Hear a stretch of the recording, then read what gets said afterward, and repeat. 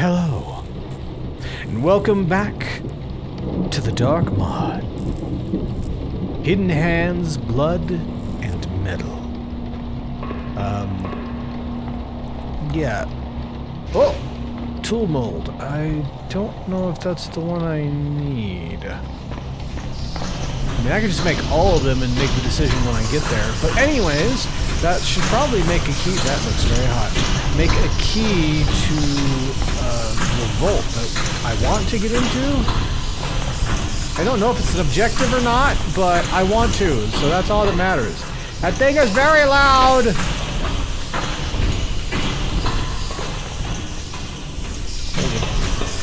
don't know what that does, but I turned it on. Shut up!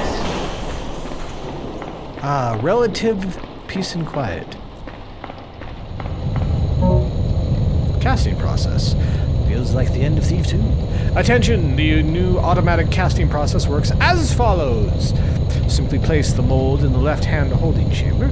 Immediately remove your hands! The holding chamber is now closed automatically. The dispensing chamber closes simultaneously. Therefore, ensure your hands are well clear of the area. Why did you say remove your hands and then remove your hands? Okay. Now an impression of the mold is automatically created in the dispensing chamber, which is then cooled. As the system is not yet fully developed, the placed mold is immediately pulled back into the melting area for raw material recycling.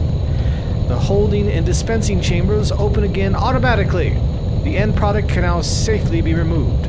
There have already been several practical trials in which steps 2 and 4 were not followed.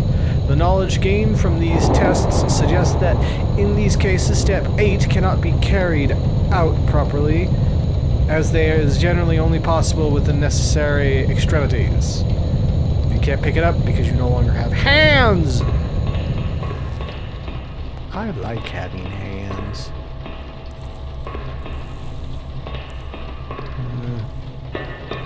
Don't know where they mean. Do they mean down here?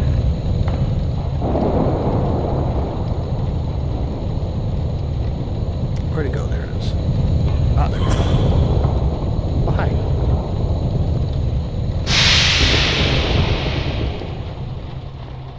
Come back! No! That was me, sir.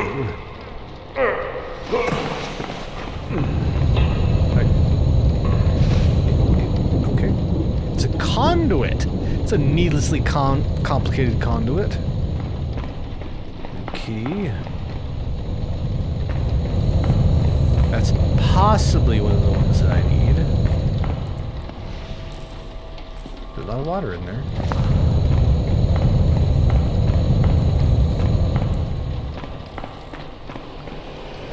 Here's another one. I don't fully remember, but this kind of looks like one of the ones that I need.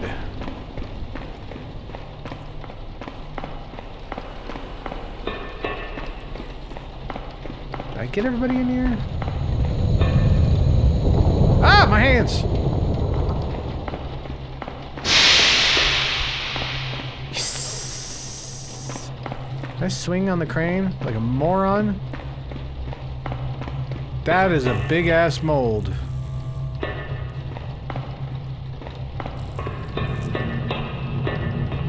What's in there? That's a big-ass mold, too. I'm sorry, but the railing launched me over to it. That was not my fault. I think I deserve workers' compensation from that.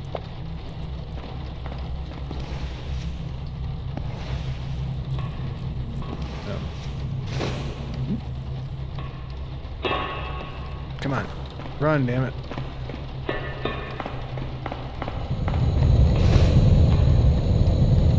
God damn it, now we went right past it. Screw it. We'll do it the easy way. So obviously some of these are wrong. Okay, please stop launching me into things, especially when there's very hot things around here. And I think this will probably be the last. No, 5. Okay. Don't think I found number 1. It's possible I don't need number 1.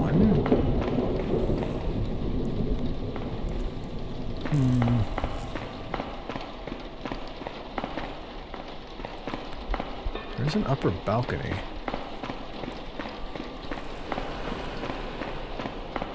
But only there. I don't know how I would get up to there.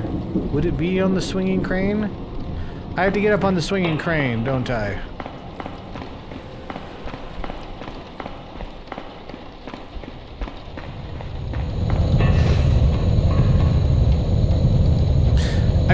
Every time. Every flippin' time.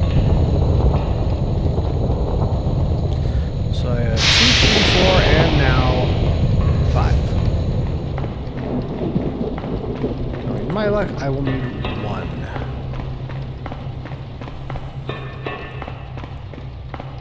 Can I cool this? No, I'm just gonna... Time to be a moron.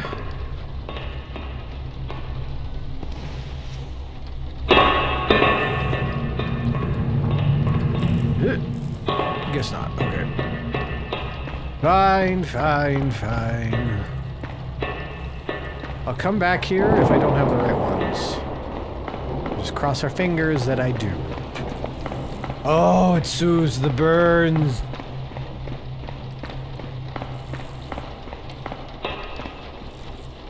Just making sure.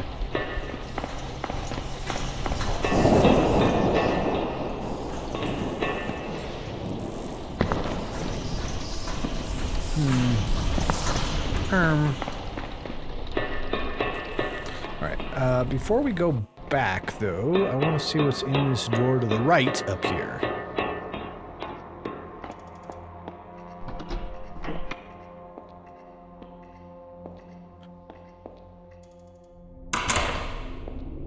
I'm gonna need you to stay asleep.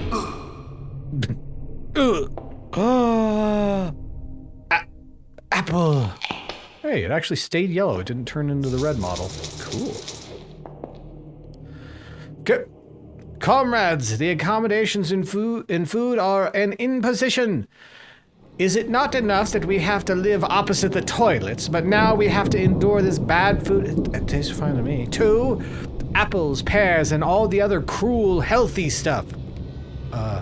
And our employer pretends to mean well by us. This diet is balanced and sharpens your senses. Plus it's wholesome, they said. Tonight, we're going to get away from the troops and go into the woods to get some proper meat ingredients for our stew. We work hard, we do our job well. Now it's high time we get to something tasty to eat, Melvin. I mean, fruit's pretty tasty. I'm not a vegetarian or a fruitarian or anything like that, but it's also free food. You can use your pay to get meat. If you really want to.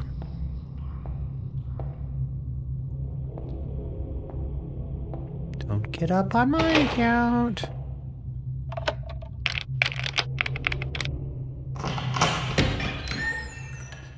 Okay. When I was rescued by Jonus's hired service provider a few months ago, I was at wit's end. Even today, I can still see the cold eyes of the undead who tirelessly hunted me throughout the corridor of the underground research facility. Uh-oh. I am so grateful that Jonus has now procured for me this easy and danger-free work at the headmaster's as compensation. It's bearable here, and my state of mind has greatly improved. At last, I have finally managed to get a stroke of good luck, Desmond. Well, lucky you. That name looks familiar. Just a little bit. Oh, man.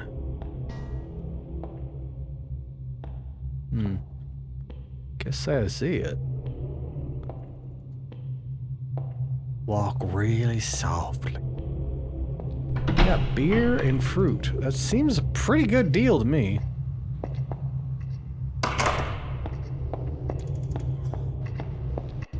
Alright. Now we need upstairs.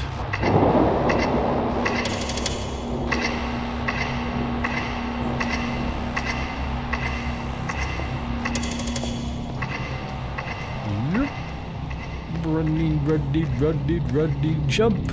Running. I'm not gonna make that jump. Should be far enough away anyway. I want to go up the stairs over here, because reasons. Actually, did I try Maria's door key over here? I did not. For shame. Somebody dropped a spring. Is that me? I didn't mean to.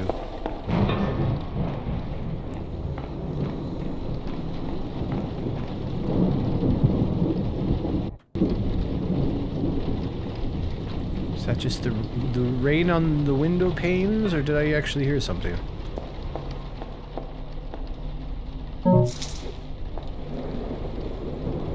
Alright, this ladder sucks.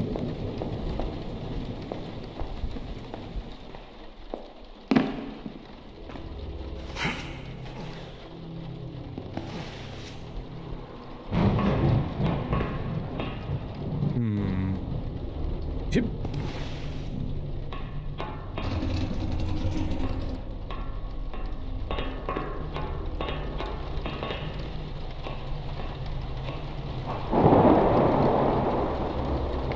Ow!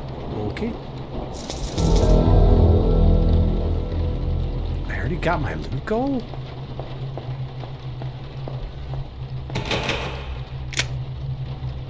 Ah, it makes sense now.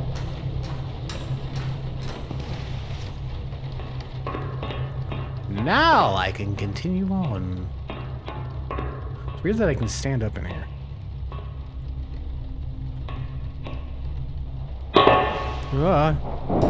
Stop. Thank you.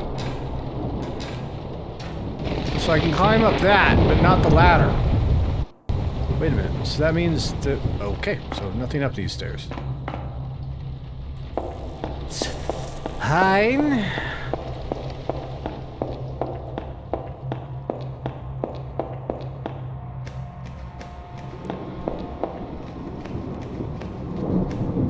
Let's see if we can use these conduits. Since we're right here. Alright. This one?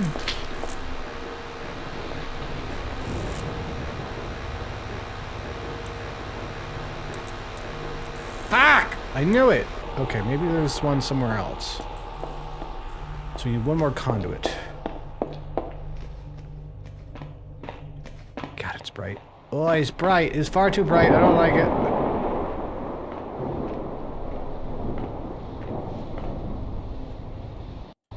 Now, you need to be careful. I know there's a guy up here.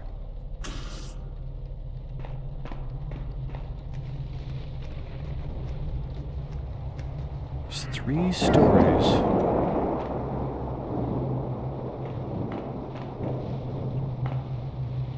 That looks creepy as all hell.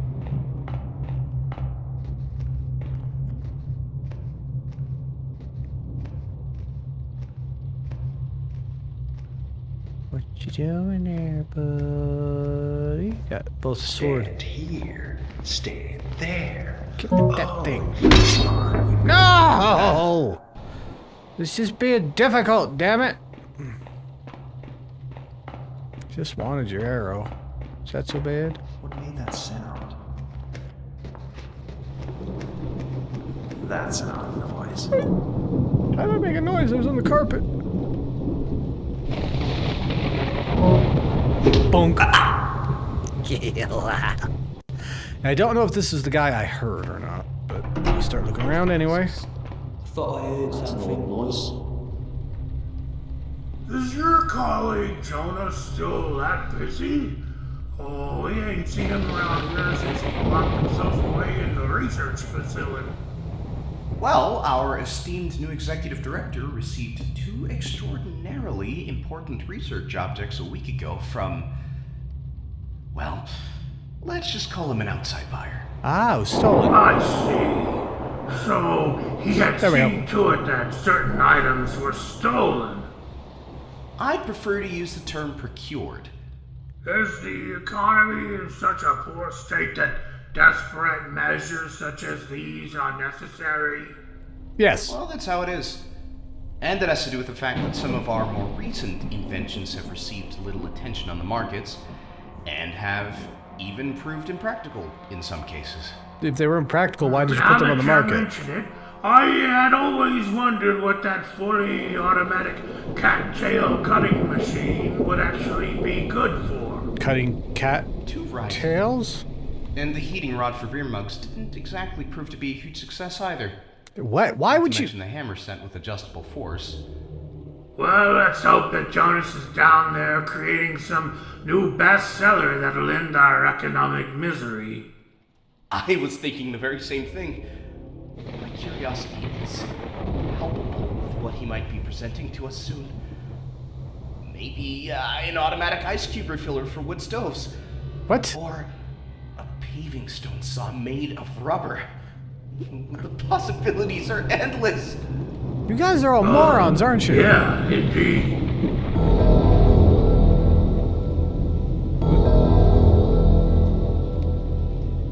Activate the elevator and descend into the research facility. Come on out now if you're there. I tried to stand up, it wouldn't let me. I have to wait through that entire thing again. Oh my god. Is your colleague Jonus still that busy?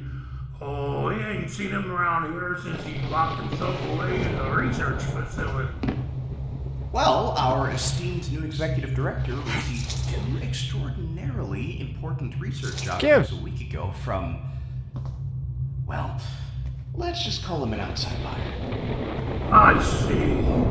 So, he had seen to it that certain items were stolen. I'd prefer to use the term procured. Alright, I'll be right back. The economy is such a... This time, let's save. Are they gonna move? I guess I was wrong. There! I fixed it! Are you happy now? You drove me to violence! I give it the door key. I appreciate it.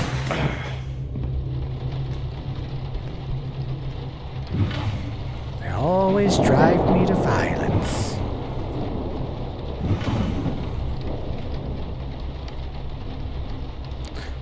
The Solwing tribe has lived for centuries in the alpine forests, a few days' march from Bridgeport. The tribe gained particular fame given their mastery of the wooden gliders known as wind swallowers. It's a horrible name. These flying machines, technically very impressive for barbarians, allow the tribesmen to remain in the air for several hours, allowing them to, for example, observe the herd behavior of cows. Legendary is the excursion of the tribal shaman Cloudburst, who was befuddled by all kinds of herbs and became known as the Flight of the Dervish. Cloudburst reportedly circled over one of the builder's larger cathedrals in downtown Bridgeport for well beyond an hour. During this foolhardily action, Cloudburst dropped dung bombs onto the startled builders, who then tore off their armor, screaming loudly and begging the master builder to bring this heathen to a just fate. You do it yourself with a bow and arrow, you know. Perhaps the master builder heard their pleas, because immediately after, strong winds arose from the east, forcing Cloudburst to make an emergency landing in the tanner's quarters. Although the builders immediately sent out a search party, they were unable to find Cloudburst, who was given shelter by the Tanners Guild and later smuggled out of the city. Since then, the Tanners Quarter has celebrated the secretive Dung Fest every year on this day, whereby the what day is it, by the way? Whereby the sealed off their quarter, Jesus Christ, where they seal off their quarter on this day and justify this to the builders with the fact that cows are driven through the quarter on this very day, and they, the builders, do not want to relive the traumatic experience of the animal stench. It's not just me, but that got kind of hard to read at the end, right? It could be that I'm a moron. That's quite possible.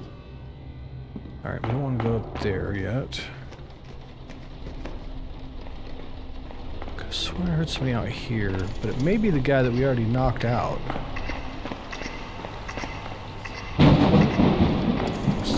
Ow! Some of these open way too fast, right in my face. I'll take that. Thank you very much. Ooh, an indoor theater.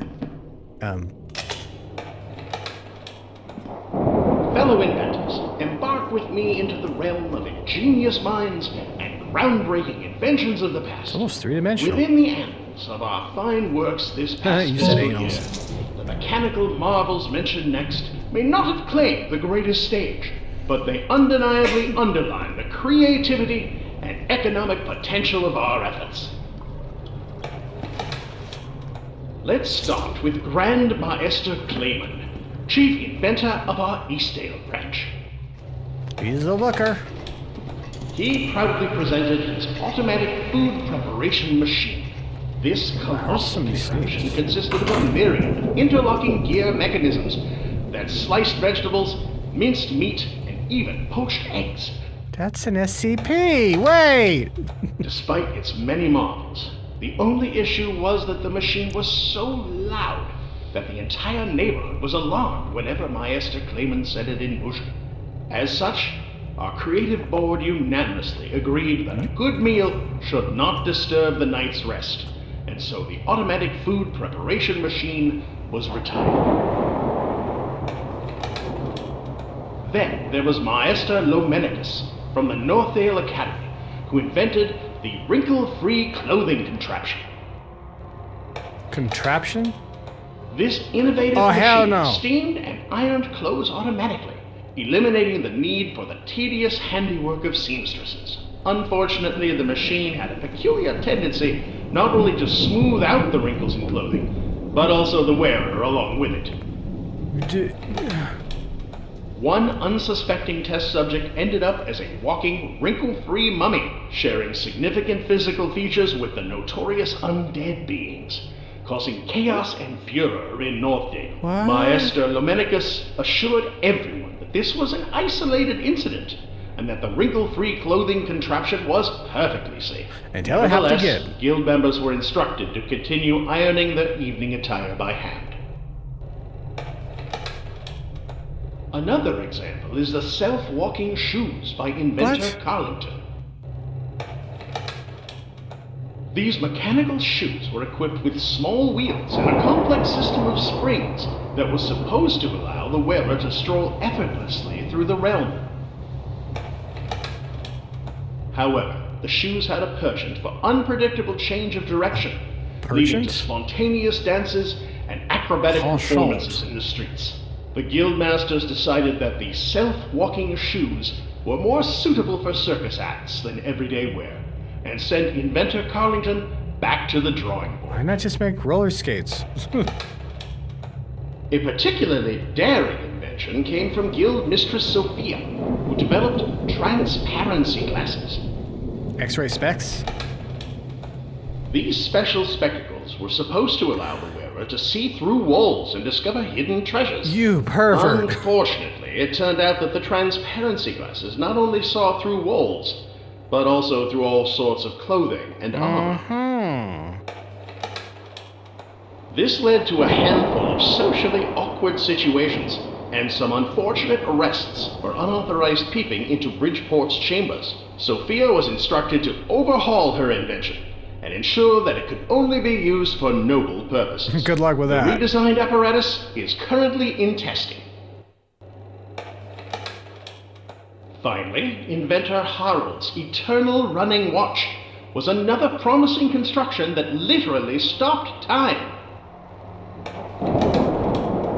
This watch promised that the wearer would never be late, as time around them froze. Wait. However, it turned out that the concept of the eternal running watch had some unforeseen consequences. People around the wearer stopped moving, resulting in peculiar scenes of frozen festive gatherings and stagnant marketplaces. Harold, himself trapped in a time loop sitting on a privy for 6 weeks due to inappropriate material processing, had to withdraw his invention and instead worked on a punctuality watch. You mean a watch? That simply gave the wearer a gentle nudge on the sleeve when it was time to hurry. Despite the challenges our mighty guild has faced this past year, I refuse to be disheartened by these minor setbacks, as they are not more than the prerequisites of progress. The outcomes need not be viewed as failures, but as fascinating chapters in the history of our productivity. I am grateful for the creativity of my fellow inventor colleagues, and see these experimental endeavors not merely as obstacles, but as valuable stages on the path to future technological breakthroughs. While these remarkable inventions may be less recognized today, I am indeed confident that they have paved the way for innovations to come that will profoundly impact the world. The Inventors enthusiasm Guild or contagious. Aperture Science? Maybe one became the other. Who knows? There he is. Damn. That's not gonna pick the lock. Son of a bitch. Ah.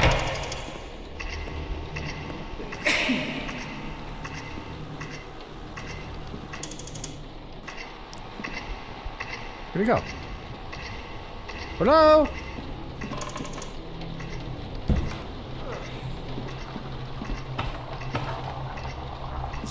Take that. That's a loud clock. We are making exemplary progress in researching and treating a notorious affliction among foresters known as stiff buttocks disease. What? The so-called hot shock therapy seems particularly promising.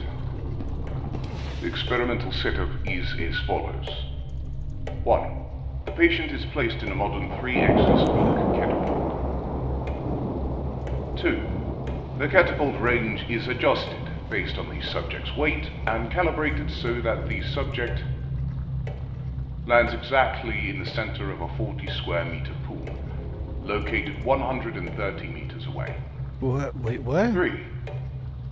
The pool contains a proven healing medium, which is composed of hot vinegar, various mild solvents, and seawater boiling at 80 degrees centigrade. So, centigrade?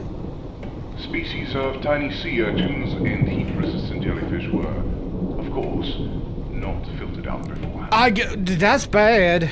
The success of the methodology thus far has been resounding. 6 of the 10 test subjects, the other 4 are still being searched for in the nearby coniferous forest, left the pool with loud wails and extraordinary gestures, with the buttock stiffness miraculously cured. Uh-huh. Spurred by this breakthrough, I am now considering whether we can extend the procedure to other occupational groups with their associated clinical ailments. I am thinking, for example, of stonemasons with lockjaw or shepherds with angle knee syndrome.